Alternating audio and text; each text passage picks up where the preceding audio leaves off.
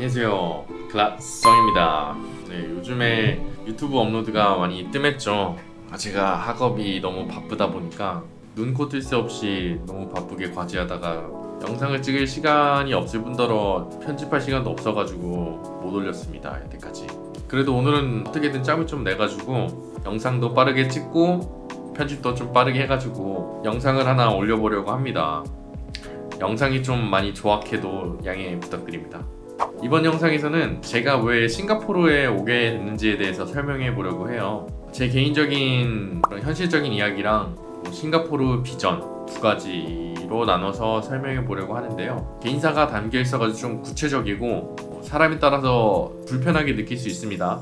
근데 이거는 순도 100% 개인적인 의견이기 때문에 비판을 하셔도 좋습니다. 단순 비방은 사양하겠습니다. 네, 이 영상을 또 봐주셔서 너무 감사합니다. 네, 그러면은 우선은 왜 해외 대학원을 선택했느냐부터 시작해야겠죠? 국내 대학원이 아니라 왜 해외로 갔냐? 간단합니다. 저는 대학교를 졸업하자마자 한국에서 직장 생활을 하기가 싫었고요. 첫 번째로. 두 번째로는 그렇다고 해서 한국 대학원을 다니고 싶지 않았어요. 간단하게는 한국에 제 직장의 미래는 없다라고 생각을 했고, 그래서 해외에 나오게 되었습니다. 예, 좀 개인적인 이야기를 해야겠는데요.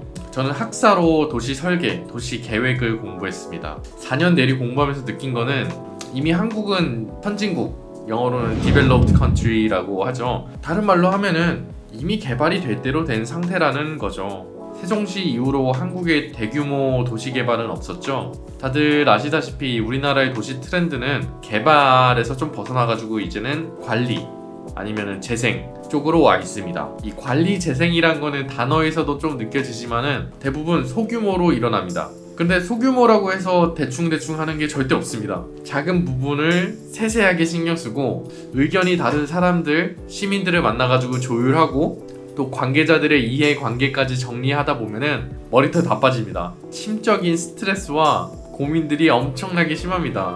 여기까지는 좋습니다. 사람들은 모든 일에 스트레스가 있고 다들 힘든 거는 동일하니까요. 근데 그렇다고 대한민국 현실에서 제가 참여할 수 있는 프로젝트가 이 조그만 거를 하다 보면은 스케일이 커질이라는 보장이 없습니다. 이미 한국은 도시 포화 상태이기 때문이죠. 외국인들에게 한국이 개발에 대한 매력적인 투자처도 아니고요.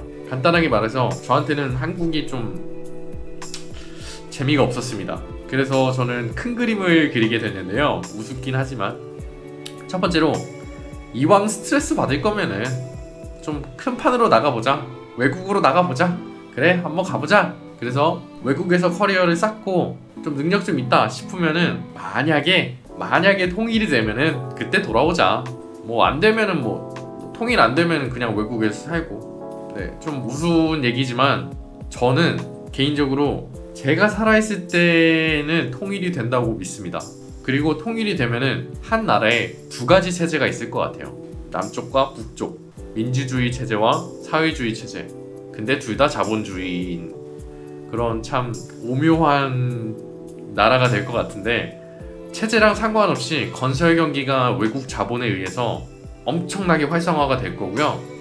그렇게 되면은 북한의 도시 설계와 남한의 도시 설계가 잘 조합된 신도시들이 많이 생겨나겠죠.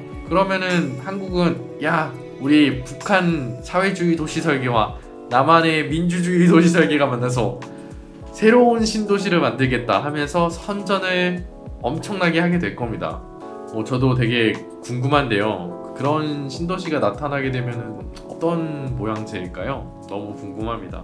궁금하지 않나요? 만약에 통일이 되면은 사회주의와 민주주의로 통합된 도시가 생겨나게 되면은 가장 먼저 배워야 될 도시가 어디일까요? 제가 봤을 때는 싱가포르, 중국, 베트남, 아마도 독일 정도까지 생각할 수 있을 것 같은데, 가장 눈여겨봐야 될 게 리스입니다. 이 리스는 빌리는 거죠, 땅을. 한국은 땅을 소유하게 되면은 평생 소유하게 되죠. 만약에 강남에 땅이 하나가 있다. 내가 팔지 않고 가만히 가지고 있으면은 평생 내 거예요. 근데 사회주의 국가에서는 땅은 국가의 재산이기 때문에 약 한 99년 정도의 리스 기간이 끝나면은 땅은 국가로 반환이 되게 됩니다. 그러면은 적어도 도시 설계가의 입장과 국가의 입장에서 보면은 99년 후에는 국가는 새로운 시대에 맞는 훨씬 더 유연한 도시를 개발할 수 있다는 거죠. 한국, 미국이요? 그딴 게 어딨어요. 내 땅인데. 그렇게 해서 통일은 뭐 이쪽 뭐 건설 아니면 도시 쪽에서 일하시는 분들은 다들 꿈꾸시는 미래일 거라고 생각이 듭니다. 대한민국 화이팅! 그렇게 해서 저는 해외에 나가고 싶다는 생각을 하게 됩니다. 왜 굳이 싱가포르를 왔느냐? 미국도 아니고 유럽도 아니고 오스트레일리아도 아니고 굳이 싱가포르를 갈 이유가 있었느냐라고 질문을 하신다면은 거기에 대한 답변을 이제 해드리겠습니다. 저는 이 대학원에 간다는 기회가 단순히 학업을 연장한다는 기회보다는 더 나아가서 취업, 좀 더 나아가서 혹시 모를 이민까지 생각하는 발돋움이라고 생각을 했습니다. 그래서 저는 대학원에 지원할 때 간단하게 한 4가지 정도 기준을 세웠었는데요. 첫 번째, 미국이 아닐 것. 두 번째, 북유럽 쪽으로 지원할 것. 세 번째, 어느 정도 영어를 쓰는 곳일 것. 네 번째, 나름 그 나라에서 좋은 학교일 것. 그렇게 해서 3개의 나라에 지원을 넣었습니다. 네덜란드, 스웨덴, 싱가포르. 미국이 아닌 이유. 제가 미국을 1년 동안 교환학생을 갔었는데 뭐랄까 자유롭기는 했었는데 거기서 살고 싶다는 느낌이 들지가 않았어요. 삶이 좀 팍팍하다는 느낌이 들었고요. 좀 살고 싶지 않았습니다. 북유럽은 뭐 제가 가보진 않았지만 뭔가 자유롭고 정의롭고 평등하고 그런 꿈만 같은 도시가 펼쳐질 것 같아가지고 그래서 가보고 싶었는데 살아보고 싶었어요. 그런 도시에서. 뭐 어떤가요? 거기 괜찮은가요? 북유럽에 사시는 분들 거기 괜찮은가요? 살만한가요? 답글로 어떤지 남겨주세요.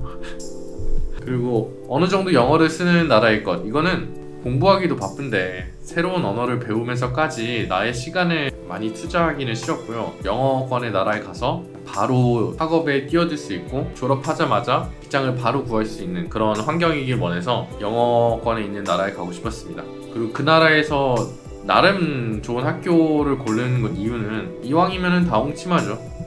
갈 수 있는 최대한 좋은 학교로 지원해야겠다 싶어서 지원을 하게 됐습니다.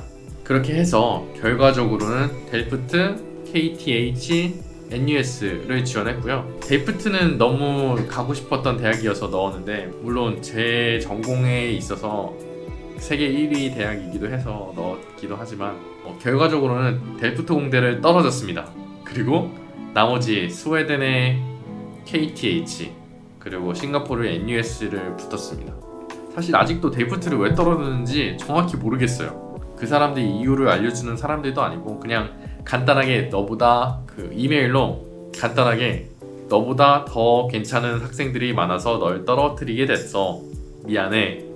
그게 끝인데 저는 제 추측으로는 제가 장학금을 지원을 했었는데 장학금에서 떨어지면서 아예 그냥 광탈이 된 것 같아요. 제 딴에는 그냥 장학금 떨어지면 뭐 일반 학생 전형으로도 그냥 전환돼서 대기번호라도 줄 줄 알았는데 얄짤 없더라고요. 그게 아니었습니다.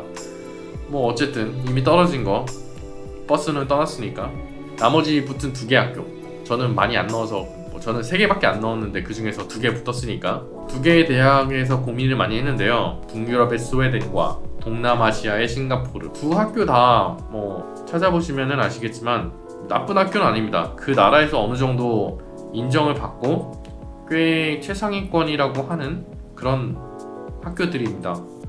둘 중 어디를 나오든 간에 직장은 어느 정도 보장을 받을 거라고 생각을 했었어요. 근데 왜 싱가포르로 결정을 했느냐에는 여러 가지 이유가 있는데 3가지 정도 이유를 들 수 있을 것 같아요. 제가 이 번호를 좋아해가지고 계속 몇 가지를 하네요. 3가지가 있을 것 같은데 첫 번째로는 언어. 싱가포르는 영어를 공통어로 사용합니다. 그러면서도 생활에 있어서는 중국어를 많이 쓰는데요. 저는 중국어를 굉장히 배우고 싶었고 저는 개인적으로 언어는 한 3가지 정도 배우면 최고다라고 생각을 하는 게 영어, 중국어, 스페인어 이 3가지만 알면은 세상 살아가는데 엄청난 이득을 누릴 걸 누리면서 부족함 없이 살 수 있습니다. 그렇게 생각을 해서 저는 싱가포르 가면은 영어도 배우고 중국어도 배울 수 있겠구나 싶어서 엄청난 메리트가 있다고 생각을 했고요. 일상생활에서 중국어를 많이 접할 수 있고요. 또한 중국인 친구들도 많아가지고 중국어를 연습할 기회가 많습니다. 노력만 하면은 중국어와 영어 두 마리 토끼를 한 번에 잡는 이만큼 좋은 데가 없다고 생각을 했습니다. 그리고 두 번째는 제 미래의 사업에 대해서 좋은 발판이 될 거라고 생각을 했습니다. 제 전공을 기준으로 싱가포르를 평가해 봤을 때에는 싱가포르는 그 자체만으로는 조금 발전 동력이 떨어진다라고 생각을 하고요. 살기는 좋지만 근데 사업을 해서 돈을 벌기에는 좋은 무대는 아니라고 생각을 하고요. 근데 중국과 같이 묶어가지고 생각을 하면은 조금 달라집니다. 체제와 환경, 언어가 되게 비슷한 이 두 나라는 많은 면을 공유를 하는데요. 저는 중국이 싱가포르가 가지고 있지 못한 하드웨어적인 부분을 가지고 있고 싱가포르는 반대로 중국이 가지고 있지 못한 소프트웨어적인 면들을 많이 가지고 있다고 생각을 합니다. 그래서 싱가포르에서 배워서 중국에 가서 사업을 하면은 재밌을 거라고 생각을 했고요. 그럼에도 불구하고 여러 가지 정치적, 체제적인 불안정성 때문에 한국의 대기업들이 이미 손을 떼고 있기는 하지만 개발 쪽으로는 아직도 중국의 가능성이 무궁무진하다고 생각을 하고요. 제가 중국 전문가는 아니지만 중국 여행을 가끔 갈 때마다 놀라는 게 발전 속도에 놀라고 그럼에도 발전할 땅이 아직도 넘쳐난다는 것에 두 번 놀랍니다. 그래서 한국에서 사업하는 것보다 더 재밌을 거라고 생각을 해서 중국으로 가려고 합니다. 세 번째, 다양성과 교육. 사회생활을 하다 보면은 이런 사람도 만나고 저런 사람도 만나고 그러다 보면은 좋은 놈, 나쁜 놈, 이상한 놈, 별의별 사람들을 다 만나죠. 싱가포르는 이런 다양성을 몸소 체험할 수 있는 도시입니다. 세계 중심의 멜팅팟이라고 할 수 있겠습니다. 너무 다양하기 때문에 차이를 인정하기도 전에 그냥 받아들이고 시작합니다. 차이를 수용한다. 저는 이게 엄청난 교육이라고 생각을 하는데 다름을 받아들이는 사회의 미래의 발전 가능성이 있다고 생각을 하고요.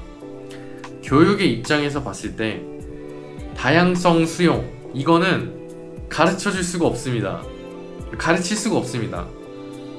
가르치려고 해도 불가능한 과목인데 아무리 선생님이 말로 떠들어봐야 그냥 학생들을 그 사회에다가 담가 놓는 것보다 더 빠르고 효율적인 효과적인 수업이 어디 있겠습니까?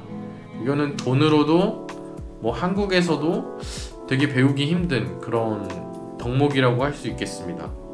그래서 저는 결혼도 안 했고 애도 없지만 만약에 제 아이가 공부를 할 수 있다고 하면은 싱가포르가 괜찮은 것 같아요. 여러 가지 면이 있겠지만 이런 다양성을 실제 삶에서 배울 수 있다는 점이 되게 큰 강점이라고 생각을 합니다. 네, 여태까지 뜬구름 잡는 이야기가 많았는데요. 구체적인 데이터보다는 제가 느꼈던 거, 제가 생각했던 싱가포르와 제가 왜 이런 결정을 했는지 그냥 대략적으로 약간 간추려가지고 설명한 부분이 많습니다. 논리적인 것보다는 좀 개인적인 이야기를 좀 해보고 싶었습니다. 좀 일관되지 않은 부분들도 있는데 사람이 어떻게 일관되게 살아갑니까? 이런 생각도 있고 저런 생각도 있고 하는 거죠. 여기까지 제 이야기였고요. 재밌게 보셨으면 좋겠습니다. 네, 건설적인 비판이나 아니면은 궁금하신 점, 구체적인 이유가 더 궁금하신 분들은 밑에 댓글로 남겨주시면은 제가 가능한 한 좀 더 구체적으로 설명을 해드리도록 하겠습니다. 네, 오늘도 영상을 봐주셔서 감사합니다.